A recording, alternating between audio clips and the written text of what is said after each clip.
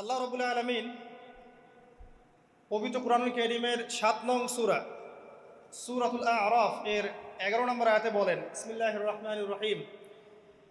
আল্লাহ রাব্বুল আলামিন বলছেন, ওয়ালাকাদ খালাকনাকুম সুম্মা সাওয়ারনাকুম সুম্মা কুলনা লিল মালাইকাতি ইসজুদু লিআদম ফাসাজাদু ইল্লা ইবলিস লাম ইয়াকুম মিনাস সাজিদিন। আল্লাহ রাব্বুল আলামিন বলছেন, ওয়ালাকাদ খালাকনাকুম, নিঃসন্দেহে আল্লাহ রাব্বুল আলামিন সেই সত্তা যিনি তোমাদেরকে সৃষ্টি করেছেন। সুম্মা সাওয়ারনাকুম, এরপর তোমাদেরকে আকৃতি দান করেছেন, সুন্দর অবয়ব কাঠামো দান করেছেন, দৈহিক কাঠামো। সুম্মা কুলনা লিল মালাইকাতি ইসজুদু লিআদম, এরপরে আল্লাহ রাব্বুল আলামিন সমস্ত ফেরেশতাদেরকে বলেছেন যে তোমরা আদমকে সিজদা করো। আর সূরা বাকারার মধ্যে আছে, আল্লাহ পাক সৃষ্টি করার পরে আদম আলাইহিস সালামকে নাম শিক্ষা দিয়েছেন, অর্থাৎ জ্ঞান শিক্ষা দিয়েছেন, এবং এমন জ্ঞান শিক্ষা দিয়েছেন যেই জ্ঞান ফেরেশতারাও জানতেন না। আল্লাহ পাক ফেরেশতাদেরকে বলেছিলেন যে তোমরা এই নামগুলো বলে দাও দেখি, যদি তোমরা সত্যবাদী হয়ে থাকো। ফেরেশতারা এই নামগুলো বলতে পারেননি। তারা বলেছিলেন, লা ইলমা লানা ইল্লা মা আল্লামতানা, আপনি আমাদেরকে যা শিখিয়েছেন এর বাইরে আমাদের কোনো জ্ঞান নেই। এরপর আল্লাহ পাক আদম আলাইহিস সালামকে বলেছেন, আদম তুমি নামগুলো বলে দাও দেখি। এরপর আদম আলাইহিস সালাম সুন্দর করে সব নামগুলো বলে দিয়েছেন, কারণ আল্লাহ পাক তাকে সেই জ্ঞান শিক্ষা দিয়েছিলেন। এরপরে আল্লাহ রাব্বুল আলামিন ফেরেশতাদেরকে বলেছেন, তোমরা আদমকে এখন সিজদা করো, কারণ জ্ঞানের মানদণ্ডে আদম তোমাদের চেয়ে শ্রেষ্ঠ। সুবহানাল্লাহ। আর আমরা সেই আদম সন্তান, যদিও বা পৃথিবীতে আসার পরে আমরা আমাদের পরিচয়টা ভুলে গেছি।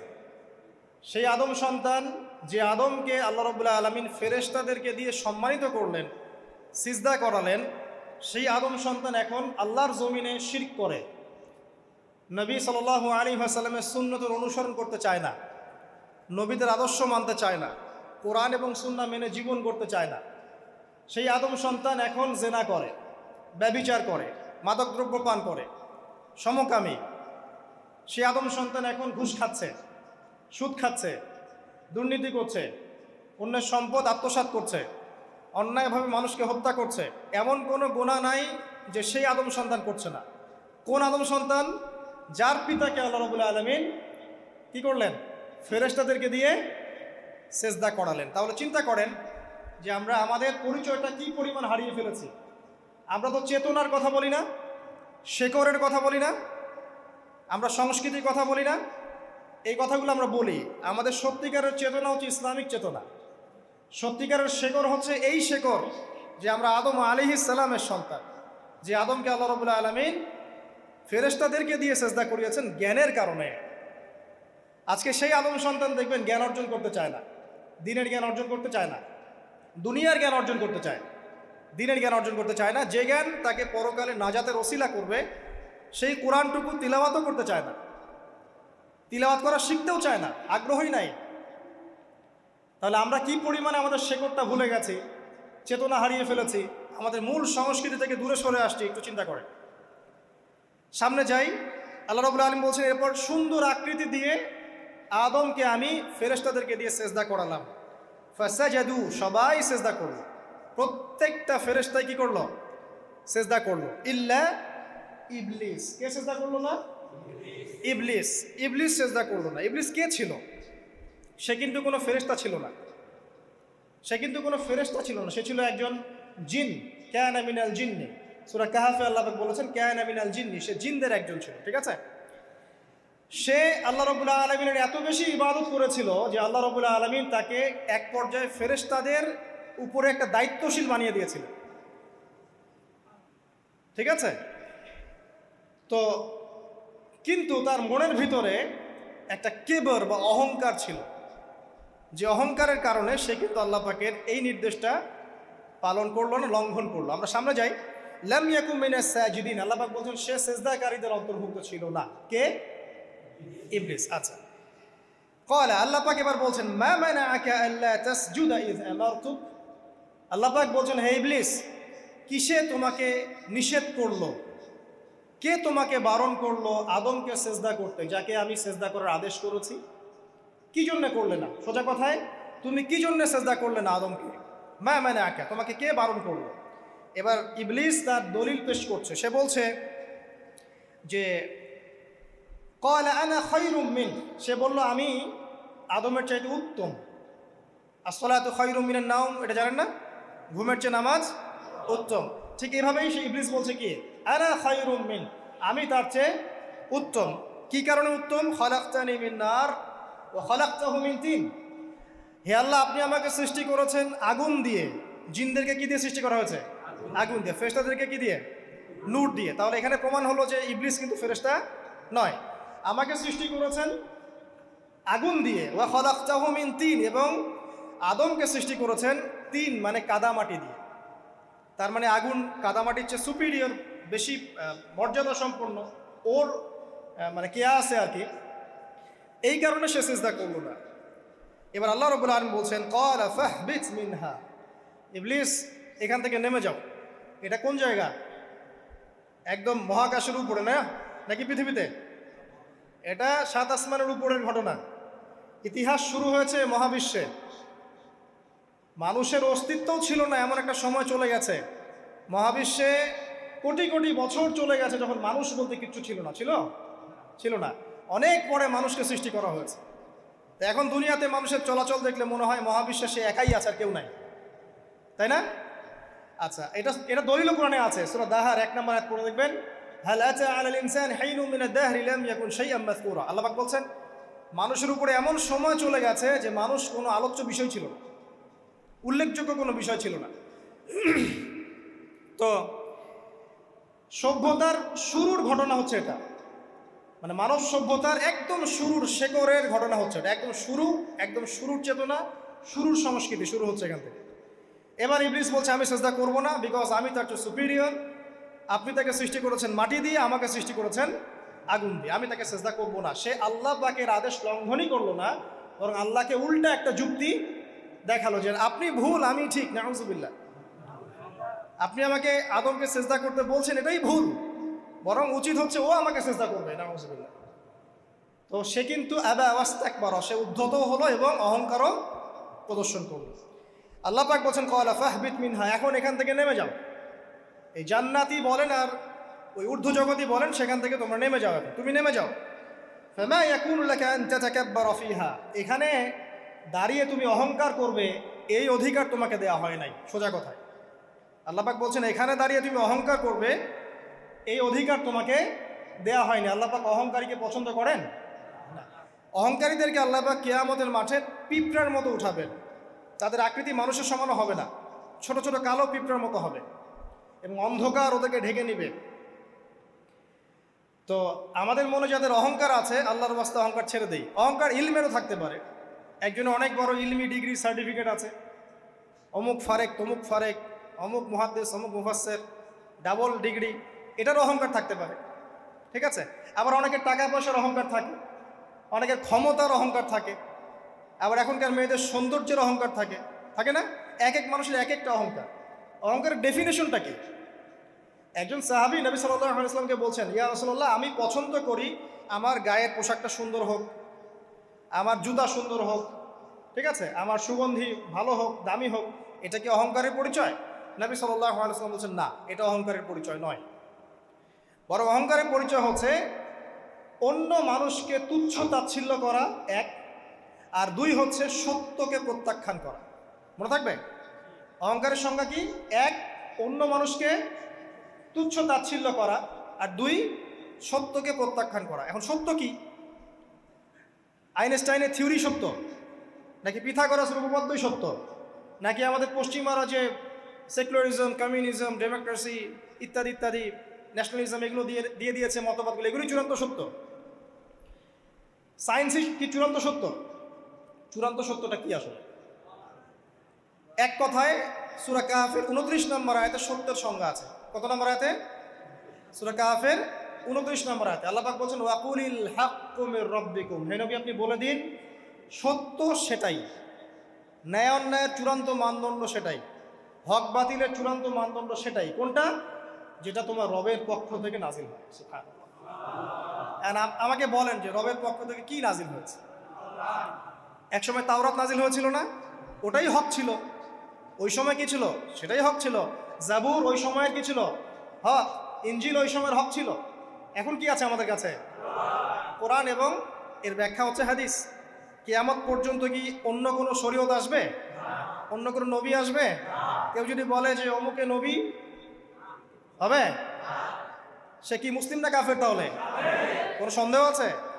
যদি কেউ দাবি করে যে মুহাম্মদ সাল্লাল্লাহু আলাইহি ওয়াসাল্লাম শেষ নবী নন, আরও নবী আসতে পারে, নাউজুবিল্লাহ, এবং এই কুফরি আকীদায় বিশ্বাসীকে কেউ যদি কাফের মনে না করে, সেও কাফের হয়ে যেতে পারে।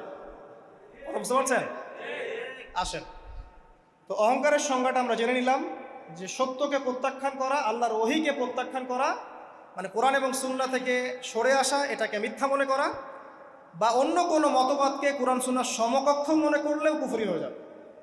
এরকম মনে করে অন্য একটা মতদর্শ, একটা দর্শন, একটা ফিলোসফিক্যাল থট বা একটা স্কুল অফ থট কোরআন সুন্নাহর চেয়ে ভালো নয়, কিন্তু কোরআন সুন্নাহর সমমানের, এটাও যদি কেউ মনে করে, কাফের। কথা কি বুঝতে পারছেন? এটা হচ্ছে অ্যাবসলিউট ট্রুথ, মানে এটা সত্যের একদম সর্বোচ্চ স্টেজ, এর উপরে আর কিছু নাই। ভুলে গেছিলাম ভাই। আচ্ছা, এবার আসেন, আমরা অহংকারের সংজ্ঞা জানলাম, সত্যের সংজ্ঞাও জানলাম। এখানে ইবলিস কি করছে? সে অহংকার প্রদর্শন করছে। সে আল্লাহকে বলছে আপনি ভুল, আমি ঠিক।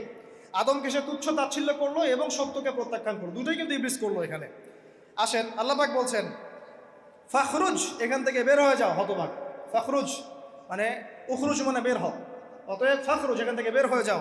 ইন্নাকা মিনাস সাগিরিন, তোমার অহংকার করার কোনো সুযোগ নেই এখানে, তুমি তো ছোট পুত্র।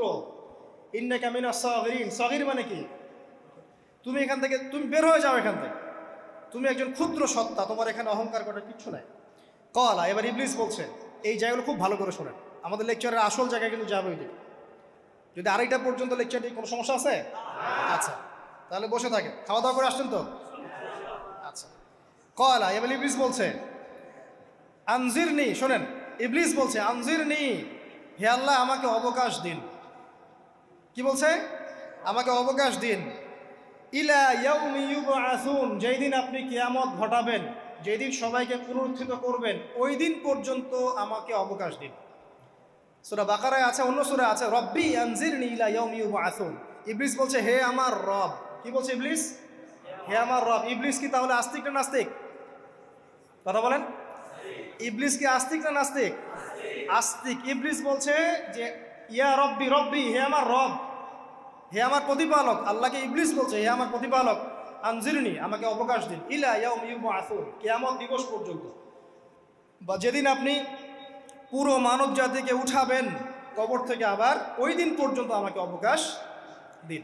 তার মানে কিয়ামত যে হবে এটা নতুন করে লেখা হয় নাই, সভ্যতায় হিস্ট্রির শুরু থেকেই কিয়ামত ছিল। কথা বুঝতে পারছেন? ফেরেশতারাও জানতেন যে একদিন মহাবিশ্ব ধ্বংস হয়ে যাবে।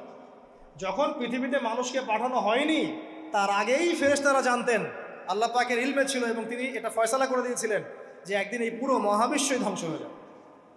ইবলিস আগে থেকে জানতো যে কিয়ামত হবে, এই জন্য সে বলছে আমাকে কিয়ামত পর্যন্ত অবকাশ দিন।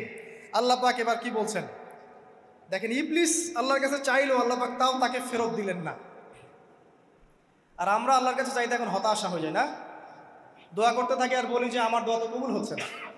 আর যে ইবলিস একটা জিনিস চাইলো, আল্লাহ পাক বললেন ক্বালা ইন্নাকা মিনাল মুনজারিন, যাও তুমি অবকাশপ্রাপ্তদের একজন, তোমাকে অবকাশ দেয়া হলো। এক কথায় তোমার দোয়া কবুল করা হয়েছে, তোমার অবকাশ তোমাকে দেয়া হলো, কারণ আল্লাহ পাক এটা পরীক্ষা করবেন ইবলিসকে দিয়ে, মানব জাতিকে। ক্বালা, এবার ইবলিসের চ্যালেঞ্জ শোনেন, এটাই আমাদের আজকের লেকচারের মূল পয়েন্ট। এই জায়গা থেকে ইবলিস চ্যালেঞ্জ করছে। কি চ্যালেঞ্জ করছে? ফাবিমা আগওয়াইতানি, হে আল্লাহ আপনি যে কারণে আমাকে বিচ্যুত করলেন, মানে আমি আমার যে কৃতকর্মের কারণে আপনার রহমত থেকে বঞ্চিত হয়ে গেলাম, ঠিক আছে, লাআকুদান্না লাহুম সিরাতাকাল মুস্তাকিম, আমি সেই আদমের এবং আদমের সন্তানের সরল পথে ওত পেতে বসে থাকব। কথাটা ভালো করে বোঝেন। ইবলিস চ্যালেঞ্জ করলো কাকে? আল্লাহকে। যে কারণে আল্লাহ আপনি আমাকে বহিষ্কার করলেন, এখন আমি কি করব? আমি এই আদম সন্তানের সরল পথে, আপনাকে পাওয়ার এই পথের আনাচে কানাচে আমি ওত পেতে বসে থাকব। কি জন্য বসে থাকব? যাতে করে আমি আদম সন্তানকে বিচ্যুত করতে পারি। শুধু তাই নয়, সে আরো বলছে সুম্মা লাআতিয়ান্নাহুম, আমি শুধু বসেই থাকবো না, আমি আদম সন্তানের কাছে আসব। মিন বাইনি আইদিহিম, তার সামন থেকে আসব। ওয়া মিন খালফিহিম, আদম সন্তানের পিছন থেকে আসব। ওয়া আন আইমানিহিম, তার ডান দিক থেকে আসব। ওয়া আন শামাইলিহিম, তার বাম দিক থেকে আসব। ওয়ালা তাজিদু আকসারাহুম শাকিরিন, আল্লাহ পাক আপনি তাদের বেশিরভাগকেই শুকরগুজার পাবেন না। কথা কি ক্লিয়ার না? কোনো সমস্যা? ইবলিস কি চ্যালেঞ্জ করলো? আমি শুধু বসেই থাকবো না, ডান দিক থেকে আসব, বাম দিক থেকে আসব, সামন থেকে আসব, পিছন থেকে আসব, আমি আদম সন্তানকে পথভ্রষ্ট করেই ছাড়ব, আপনি আদম সন্তানের বেশিরভাগকে পথভ্রষ্ট পাবেন। ইবলিসের কথার কি বাস্তব প্রতিফলন দেখা যায় এখন সমাজে? বেশিরভাগ মানুষ নামাজ পড়ে না পড়ে না? বেশিরভাগ মানুষ সুদ খায় না খায় না? বেশিরভাগ যুব সমাজ জেনা করতেছে না করতেছে না? বেশিরভাগ লোক মাদক খাচ্ছে না খাচ্ছে না? পৃথিবীর কোনো জায়গায় আল্লাহর বিধান আছে কি নাই? দুই একটা জায়গায় আছে আই ওয়াশ, শোডাউন। বেশিরভাগ নারী পর্দায় চলে না চলে না? বেশিরভাগ মানুষ রোজা রাখে না রাখে না? বেশিরভাগ মানুষ যাকাত দেয় কি দেয় না? তাহলে ইবলিস যে বললো আপনি বেশিরভাগকেই শুকরগুজার পাবেন না, বেশিরভাগ মানুষ পরকালের স্বার্থে কাজ করে না দুনিয়ার স্বার্থে কাজ করে? কতজন মানুষ আল্লাহ পাকের দ্বীনটাকে প্রচার প্রসার প্রতিষ্ঠার কথা বলে বা কোরআন সুন্নাহর কথাগুলো মেনে চলে? কতজন মানুষ? বেশিরভাগ লোক মেনে চলে। তাহলে ইবলিস কি সফল না ব্যর্থ? ইবলিসের চ্যালেঞ্জ কি সফল না ব্যর্থ? ইবলিসের কথা সে কিন্তু অক্ষর অক্ষরে পালন করেছে। আর এই ইবলিসকে আল্লাহ পাক কেন পৃথিবীতে নিয়েছেন? আমাদেরকে পরীক্ষা করার জন্য, যেন আমরা এই সরল পথ থেকে বিচ্যুত না হই। সামনে যান, আরো কঠিন কথা আছে। ক্বাল আখরুজ মিনহা, আল্লাহ পাক বলছেন এখান থেকে বের হয়ে যাও। মাযউমান মাদহুরা, একদম অপদস্থ লাঞ্ছিত হয়ে এখান থেকে বের হয়ে যাও।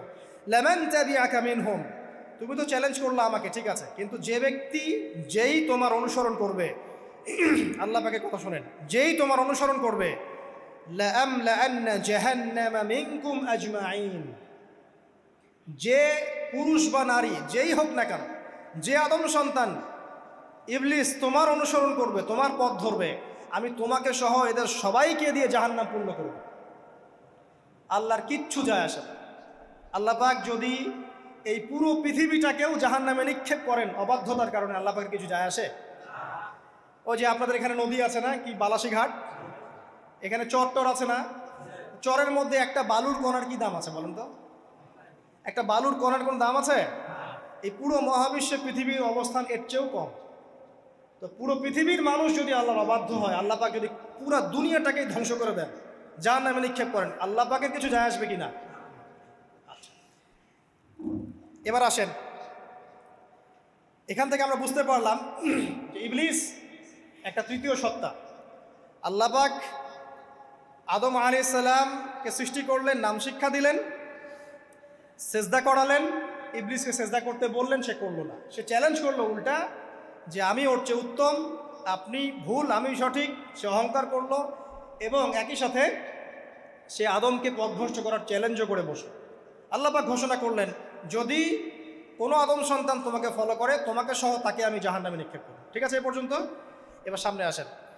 এবার আল্লাহ পাক আদমকে বলছেন, কাকে বলছেন? আদম আলাইহিস সালামকে বলছেন, ইয়া আদম, হে আদম। তার আগে আদম আলাইহিস সালামের বুকের পাঁজর থেকে কাকে সৃষ্টি করেছেন? হাওয়া আলাইহিস সালাম, সভ্যতার ইতিহাসের প্রথম নারী এবং ইতিহাসের সবচেয়ে সুন্দরী রমণী কে? হাওয়া আলাইহিস সালাম। আরেকজন আছেন সবচেয়ে সুন্দরী রমণী, কে? কে বলতে পারবেন? জি না, 100 টাকা পুরস্কার বলেন। হ্যাঁ, নাম কি? মাশাআল্লাহ, ওই ওকে পুরস্কার দিও। কি নাম তোমার? মাশাআল্লাহ মাশাআল্লাহ। দ্বিতীয় সুন্দরী রমণী, দুজন রমণীকে বলা হয় পৃথিবীর সবচেয়ে সুন্দরী রমণী। আপনি যাদেরকে দেখে সিডিউস হচ্ছেন, যদিও এদেরকে দেখে সিডিউস হওয়ার কিছু নাই, কারণ এরা তো সুন্দর না, কোনো দিক থেকে সুন্দর না, না পোশাকের দিক থেকে, না চেহারার দিক থেকে, না ফিজিক্যাল স্ট্রাকচারের দিক থেকে। এদেরকে দেখে তো পাগলও সিডিউস হবে না। তো আদম আলাইহিস সালাম এবং আদম আলাইহিস সালামের স্ত্রী হাওয়া আলাইহিস সালাম এবং সারা আলাইহিস সালাম, ইতিহাসের সবচেয়ে সুন্দর রমণী, ইতিহাসের সবচেয়ে সুন্দর রমণী কাদের স্ত্রী ছিলেন? নবীদের না অন্য কারো? এজন্যই বলি, আপনি যদি পবিত্র থাকেন, আল্লাহওয়ালা মানুষ হন, ইনশাআল্লাহ তাআলা আল্লাহ পাক আপনার ঘরে একজন নেককার পুণ্যবতী সুশ্রী স্ত্রী দান করবেন ইনশাআল্লাহ। আপনি যদি এইসব অশ্লীলতার গোলক ধাঁধায় পড়ে নিজের ঈমান হারিয়ে ফেলেন, চরিত্র হারিয়ে ফেলেন, সম্ভাবনা খুবই কম যে আপনি একজন দিনদার মেয়ে পাবেন। বরং আপনি এমন কাউকেই পেতে পারেন যে আপনার মতোই, ঠিক আছে? দেখবেন যে আপনি 10 ঘাটের পানি খেয়ে আসছেন, ও দেখবেন 12 ঘাটের পানি খেয়ে আসছে। আল্লাহ পাক আমাদের যুব সমাজকে হেফাজত করুন, আমিন। আল্লাহ পাক এবার আদম আলাইহিস সালামকে বলছেন, ইয়া আদম, হে আদম, উসকুন আনতা ওয়া যাওজুকাল জান্নাহ। আদম শোনো, তুমি এবং তোমার স্ত্রী দুইজন এখন জান্নাতে থাকো। কোথায় থাকো? জান্নাতে থাকো। ওয়া কুলা মিন হাইসু শি'তুমা, যেখানে ইচ্ছা সেখান থেকে খাবার খাও। জান্নাতের নাজ নেয়ামতের কথা তো আপনারা শুনেছেন অনেক, আমি ওইগুলো বলতে যাচ্ছি না, সময় চলে যাবে। যা ইচ্ছা তাই পাবেন সেখানে, যা ইচ্ছা তাই। এমন একটা জায়গা যেটা কখনো কোনো চোখ দেখে নাই, কোনো কান শোনেও নাই। চোখ না দেখলেও, কান না শুনলেও মানুষ মনে মনে অনেক কিছু কল্পনা করে না, এটা কল্পনাও করার সুযোগ নাই। এত উন্নত মানের একটা জায়গা। তোমরা দুজন এখানে থাকো, জান্নাতের যে কোনো জায়গায় যাও, খাওয়া দাওয়া করো, কোনো সমস্যা নেই। কিন্তু ওয়ালা তাকরাবা হাদিহিশ শাজারা, মানে কি, এই যে গাছটা আছে, এই গাছের কাছে যেও না। একটা শর্ত খালি দিলাম, গাছের কাছে যেও না। গাছের নাম কি এগুলো আমাদের আলোচনার বিষয় না। বিষয়টা হচ্ছে আল্লাহ পাকের আদেশটা কি। গাছটা আম গাছ হতে পারে, জাম গাছ হতে পারে, কদু গাছ হতে পারে, যে কোনো গাছ হতে পারে। এটা নিয়ে আমাদের কোনো মাথা ব্যথা নাই। মাথা ব্যথা হচ্ছে আল্লাহ পাকের আদেশ, এই গাছের কাছে যেও না, বাস যেও না। আচ্ছা, ফাতাকুনা মিনাজ জালিমিন, যদি চলে যাও তোমরা দুজন এখানে, তাহলে তোমরা দুজন কিন্তু জালেম হয়ে যাবে। আল্লাহ পাকের হুকুম অবাধ্য করলে মানুষ কি হয়ে যায়? জালেম হয়। এই জন্য আমরা দোয়ায় বলি, আল্লাহুম্মা ইন্নী যালামতু নাফসি, বলি না? হে আল্লাহ, আমি আমার নফসের উপর জুলুম করেছি। রব্বানা যালামনা আনফুসানা, বলি না? আল্লাহ, আমরা আমাদের উপর জুলুম করেছি। তো আমরা যখন পাপ করি, মানে আমরা জুলুম করে ফেলেছি। তো তোমরা দুজন এই গাছের কাছে যেও না, যদি যাও তাহলে জুলুম করে ফেলবে এবং জালেম হয়ে যাবে। এবার ইবলিস তো আর বসে নাই, সে তো চ্যালেঞ্জ করেছে, করে নাই? আচ্ছা, এবার ইবলিস কি করছে? ফাওয়াসওয়াসা লাহুমা শাইতান, এবং ইবলিস এবার এদের দুজনকে ওয়াসওয়াসা প্রদান করতে শুরু করলো। ইবলিস কি করলো? ওয়াসওয়াসা প্রদান করতে শুরু করলো। ওয়াসওয়াসাটা এমন ছিল যে, হাল আদুল্লুকা আলা শাজারাতিল খুলদি ওয়া মুলকিন লা ইয়াবলা। ইবলিস এসে আদম এবং হাওয়া আলাইহিস সালাম তাদেরকে উস্কে দিতে লাগলো যে, আমি কি তোমাদেরকে এমন কোনো গাছের কথা বলবো যেই গাছের ফল খেলে তোমরা চিরস্থায়ী হয়ে যাবে, কখনো মরবে না, এবং এমন রাজত্ব পাবে যে রাজত্বের কোনো ক্ষয় নাই। ইবলিসের টোপটা কি দেখলেন? চিরস্থায়িত্বের টোপ এবং কিসের টোপ? রাজত্বের টোপ। এটা সূরা তহার মধ্যে আছে। অন্য সূরায় আছে যে, আমি কি বলে দিব এমন গাছের কথা যেই গাছের ফল খেলে তোমরা ফেরেশতা হয়ে যাবে, কখনো মরবে না। তাহলে চিরস্থায়িত্বের টোপ এবং এই যে কিসের? রাজত্বের এই যে টোপ, এই দুইটা হচ্ছে মানুষকে আল্লাহর পথ থেকে ডিসিভ করার একটা মানদণ্ড। কথা বুঝতে পারছেন? এই পৃথিবীতে যত মানুষ পথভ্রষ্ট হয়ে গেছে জন্য হয়েছে অনেকেই, আর অনেকে চিরস্থায়িত্বের জন্য হয়েছে। ফেরাউন নমরুদ চিরস্থায়িত্বের লোভে পড়ে পথভ্রষ্ট হয়নি? আর ওই সময় থেকে শুরু করে এখনকার বিশ্বে যারা ক্ষমতাধর, এরা কি ক্ষমতার দাপটে পথভ্রষ্ট হচ্ছে না? এই দুটো হচ্ছে মানুষকে পথভ্রষ্ট করার মাধ্যম। ইবলিস খুব ভালো করেই জানতো। একটা কথা বলি নাই, যখন আদম আলাইহিস সালামকে তৈরি করে রাখা হয়েছে, সৃষ্টি করে রাখা হয়েছে, ইবলিস এর চারপাশে রাউন্ড দিচ্ছিল, তাওয়াফ করছিল, তাওয়াফ। এবং মানব শরীরের এবং মানব মস্তিষ্কের, মননের দুর্বল পয়েন্টগুলো সে ফাইন্ড আউট করছিল। কারণ সে কিন্তু অনেক জ্ঞানী ছিল, সে কিন্তু প্রচণ্ড জ্ঞানী ছিল, এবং এখনও কিন্তু সে প্রচণ্ড জ্ঞানী, এবং তার অভিজ্ঞতার ঝুলি এখন অনেক বেশি, তাই না? ওর বয়স হয়ে গেছে না এখন, প্রচুর বয়স। তো তাওয়াফ করে করে সে মানুষের দুর্বল জায়গাগুলো ফাইন্ড আউট করেছে। একটা হচ্ছে পেট, একটা প্রবৃত্তি, একটা হচ্ছে নারীর প্রতি আসক্তি, ঠিক আছে, একটা ক্ষমতার লোভ, একটা চিরস্থায়িত্বের লোভ। এগুলো হচ্ছে মানুষের দুর্বল জায়গা। ইবলিস এগুলো ফাইন্ড আউট করে ওইভাবে চাল দিয়েছে। কথা বুঝতে পারছেন? একটু খেয়াল করে দেখেন, এখনকার বিশ্বে যত অন্যায় হচ্ছে, ম্যাক্সিমাম পাপ হচ্ছে পেটের কারণে। পেট। সুদ খায় কেন? পেটের কারণে। ঘুষ খায় কেন? পেটের কারণে। ইভেন যে এখন জেনা করছে, ওদেরকে তো এখন যৌনকর্মী বলতে হয়, তাই না? সম্মান দিয়ে কথা বলতে হয়। তো যৌনকর্মী যারা, তারাও দেখবেন পেটের কারণেই করছে। পেটের কারণে। তারপর দেখবেন মানুষের সম্পদ আত্মসাৎ, ওই যে ছেলে মেয়ে বাল বাচ্চার জন্য। পেট মানে মূল জিনিসটা কি? পেট। এবং চিরস্থায়িত্ব, ক্ষমতার দাপট আর প্রবৃত্তির দাসত্ব, এগুলো হচ্ছে মানুষের সবচেয়ে দুর্বল পয়েন্ট। দেখবেন ম্যাক্সিমাম পাপ হচ্ছে মেয়েদের কারণে। মেয়েদের কারণে না, মেয়ের পিছনে। মেয়ের পিছনে আপনি চলে গেছেন, এখানে আত্মহত্যা করছে কেউ, কেউ এখানে আপনার জেনা করছে, কেউ ধর্ষণ করছে, কেউ পরকে লিপ্ত হচ্ছে, মানে মেয়েরই কোনো পাপ। ওই যে বলে না, দুইটা পাপ যাকে পেয়ে গেছে তার লাইফটা ক্র্যাশড। একটা হচ্ছে মেয়ে, একটা হচ্ছে টাকা। অর্থ সম্পদ লালসা যার মধ্যে পেয়ে বসেছে, এর জীবন শেষ। আর যার মেয়ের নেশা আছে, মেয়ের নেশা যার মধ্যে আছে, এর জীবন শেষ। একে আপনি হেদায়েতের পথে আনতে পারবেন না ইল্লা মাশা আল্লাহ, আল্লাহ পাক যদি না চান। আসেন, ইবলিস তাওয়াফ করছিল এবং সে কিন্তু টোপ দিল, চিরস্থায়িত্বের টোপ দিল। এবং কিসের টোপ দিল? ফেরেশতা হয়ে যাবে, অমর হয়ে যাবে। এবার আমাদের পিতামাতা আদম এবং হাওয়া আলাইহিস সালাম তারা কিন্তু ফল খেয়ে ফেললেন। আর এটা এমন নয় একবার ওয়াসওয়াসা দিয়েছে বাস খেয়ে ফেলেছেন, এমন নয়। কন্টিনিউয়াসলি সেই কাজটা করেছে। একটা মানুষ যখন জেনা করে, ইবলিস কি একবার এসে বললেই কেউ জেনা করে ফেলে? আস্তে আস্তে কিন্তু মানুষ জেনার পথে যায়। ওই যে প্রথমে একদিন, অনেক দিন একটা লেকচার দিয়েছিলাম না, প্রথমে গার্লফ্রেন্ড বয়ফ্রেন্ড একটা সম্পর্ক হয়, তাই না? তারপর কথাবার্তা হয়, মোবাইল ফোন এক্সচেঞ্জ করে, নোট এক্সচেঞ্জ করে, কফি খায়, আস্তে আস্তে ডেটিংয়ে যায়, পরে দেখবেন এক পর্যায়ে গিয়ে জেনা। এভাবে। আর যারা ধর্ষক, এতে ডাইরেক্ট অ্যাকশন, এত সময় নাই, ডাইরেক্ট। তো ইবলিস প্রতিটা পাপ মানুষকে ধাপে ধাপে করায়। দেখবেন ইবলিস এখানেও কিন্তু আমাদের পিতামাতাকে ধাপে ধাপে ওইদিকে নিয়ে গিয়েছিল। এবার আসেন, আমাদের পিতামাতা ফল খেয়ে ফেললেন, এই জায়গাটা খুব ভালো করে বোঝেন। এই ফল খাওয়াটা আল্লাহর অবাধ্যতা না। আল্লাহ পাক বলেছিলেন না যে জালেম হয়ে যাবে, আল্লাহ পাকের অবাধ্য হলেন। অবাধ্যতার ফলাফলটা কি হলো এবার শোনেন।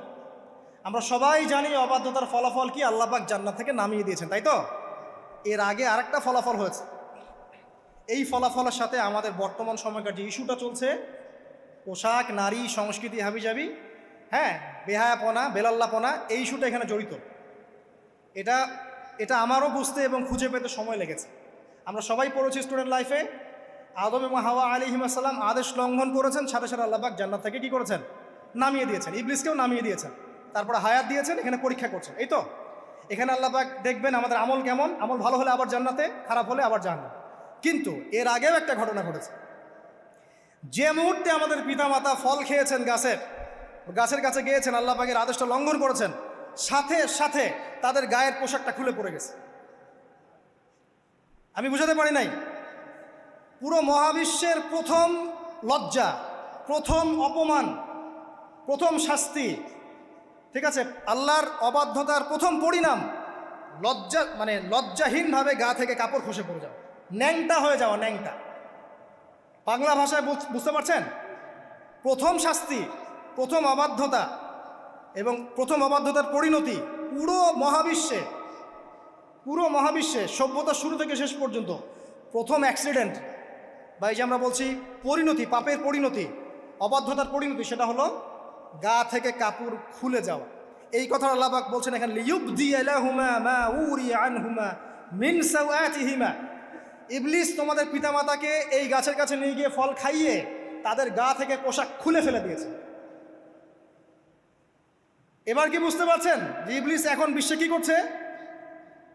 ইবলিস সেম কাজটা করছে আমাদের সাথে, আমাদের গা থেকে তারা পোশাক খুলে ফেলে দিচ্ছে। সভ্যতার শুরুর পাপ বলছি না আমরা, এটা আসলে ভুল।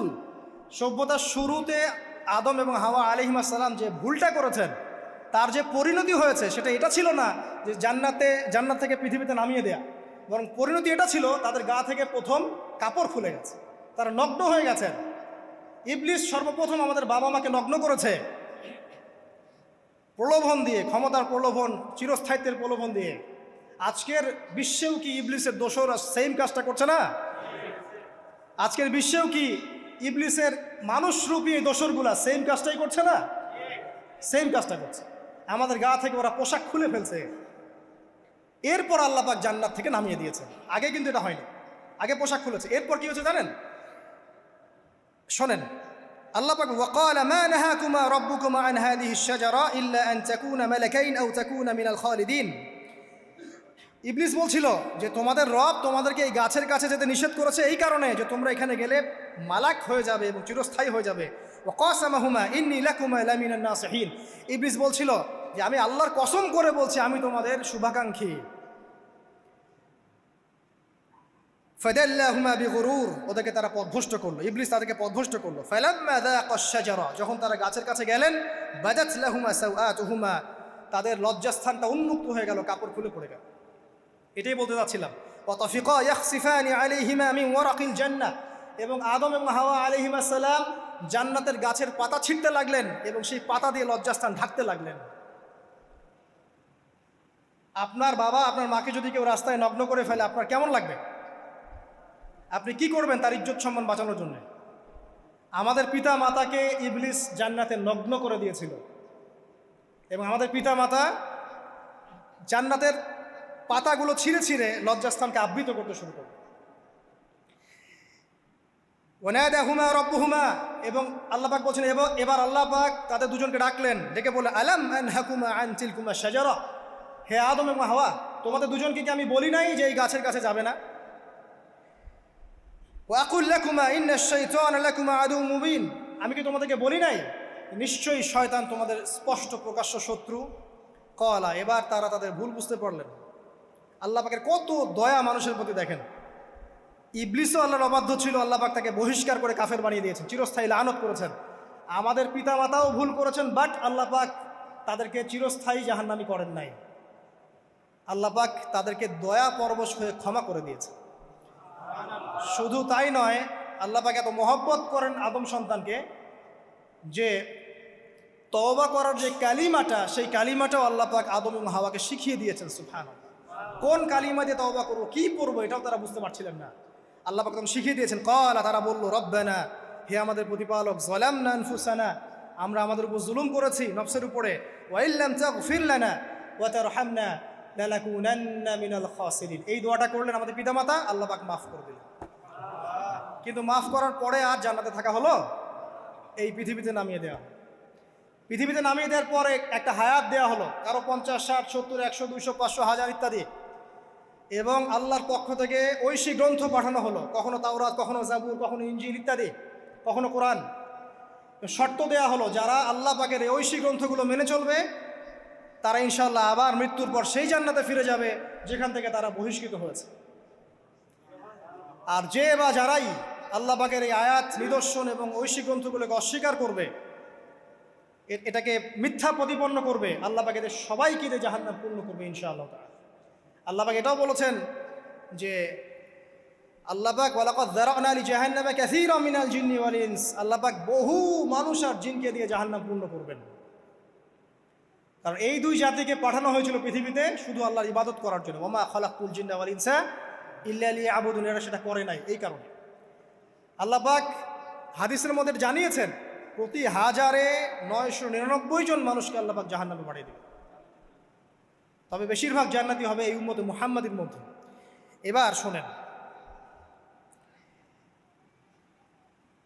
আমাদের পিতামাতার এই পরিণতির পর আল্লাহ পাক যখন আমাদেরকে পৃথিবীতে পাঠালেন, আল্লাহ পাক আমাদেরকে নগ্ন করে পৃথিবীতে রাখেন নাই। সুবহানাল্লাহ, আল্লাহ পাক আসমান থেকে লিবাস পাঠিয়েছেন। এই যে সমাজ বিজ্ঞানের বইগুলোতে লেখা আছে না, মানুষ আগে নগ্ন ছিল, গাছের ছালপাতা পরে থাকতো, তারপরে বন্যপ্রাণী শিকার করতো, গুহায় গুহায় থাকতো, বোগাস, মিথ্যা, বাজে কথাগুলো, একদম টোটাল মিথ্যা কথাগুলো। আল্লাহ রাব্বুল আলামিন সভ্যতা শুরু করেছেন নবী দ্বারা, সভ্যতা শেষও করবেন নবী দ্বারা। প্রত্যেক যুগে যুগে সভ্যতার ধারক এবং বাহক ছিলেন নবীগণ। আর আদম আলাইহিস সালাম পৃথিবীতে আসার পর নগ্ন হয়ে থাকেন নাই। আল্লাহ পাক আসমান থেকে লেবাস পাঠিয়েছিলেন। সুবহানাল্লাহ, আল্লাহ পাক আমাদেরকে নগ্ন করে রাখেন নাই। এবার দেখেন আল্লাহ পাক কি বলছেন, ইয়া বানি আদম, আচ্ছা আসেন, ইয়া বানি আদম, হে বনু আদম, কাদেরকে বলছেন? আমাদেরকে। কদ আনজালনা আলাইকুম লিবাসান ইউআরি সাওআতিকুম ওয়া রিশা, হে বনু আদম, আমি তোমাদেরকে নগ্ন ছেড়ে দিচ্ছি না, আমি তোমাদের জন্য লেবাস আর পোশাক পাঠাচ্ছি, যেই পোশাক দিয়ে তোমরা তোমাদের লজ্জাস্থানকে আবৃতও করবে এবং সৌন্দর্য বর্ধন করবে। এটা করছি না আমরা এখন? আচ্ছা, ওয়া লিবাসুত তাকওয়া যালিকা খায়র, আর তাকওয়ার লেবাস, তাকওয়ার পোশাকটা হচ্ছে সবচেয়ে উত্তম। যেমন দেখেন আমাদের সতর কি এই নাভির উপর থেকে হাঁটুর নিচ পর্যন্ত না, তাই বলি কি আমরা সবাই এভাবেই ঘুরি? এটা সর্বনিম্ন একটা স্কেল, তাই না?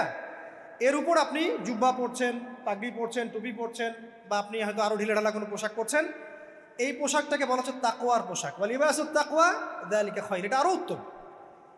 একজন মেয়ের, অনেক আলেম বলছেন যে চোখ, এই চোখটুকু ঢেকে বের করে দেখা যাবে, বলছে না? অনেকে বলেছেন কি না? কিন্তু এটাও যদি কেউ সামনে জিলবাব দিয়ে ঢেকে রাখে তাহলে কি উত্তম নয়? পর্দার ক্ষেত্রে উত্তম নয়?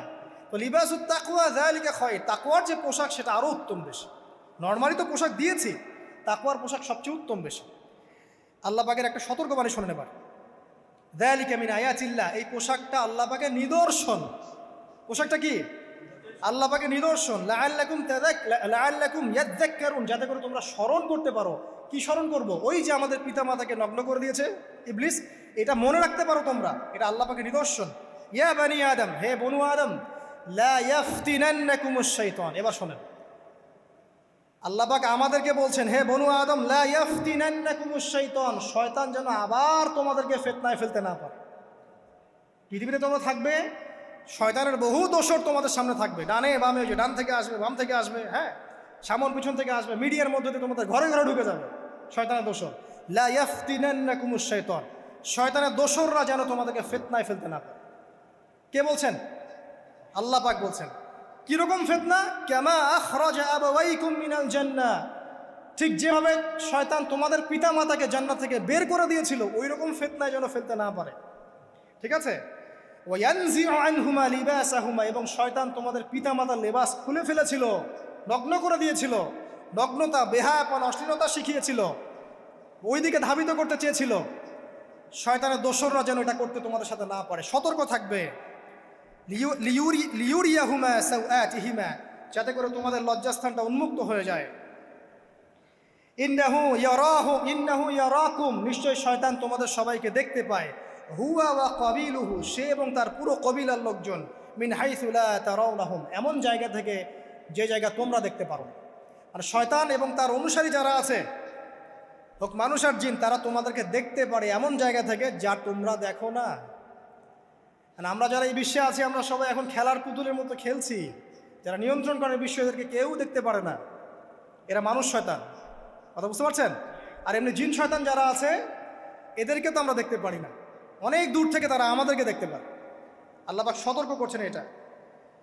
ইন্না জাআলনা আশ-শায়াতিন আউলিয়া লিল্লাযিনা লা ইউমিনুন, শোনেন, নিশ্চয়ই যারা আমার প্রতি ঈমান আনে না বা আমার অবাধ্য হয়, আমার আদেশ মানে না, তাদের সাথে আমি শয়তানকে বন্ধু বানিয়ে দিয়েছি। এবার বুঝলেন কেন বললাম এরা মানুষ শয়তান? বিকজ এদেরকে আল্লাহ পাক শয়তানের বন্ধু বানিয়ে দিয়েছেন, এটা শয়তানের বন্ধু। অন্য সূরায় আছে, শয়তান, জিন শয়তান মানুষ শয়তানকে ওহী করে। জিন শয়তান মানুষ শয়তানের মাথায় এসব বুদ্ধি ঢালে, এই শয়তানি বুদ্ধিগুলো শয়তান মানুষের মাথায় ঢালে। মানে মানুষ মাথাটা আগে সে রিড করেছে, কাকে কোন দিক দিয়ে রিসিভ করা যাবে। ঠিক আছে?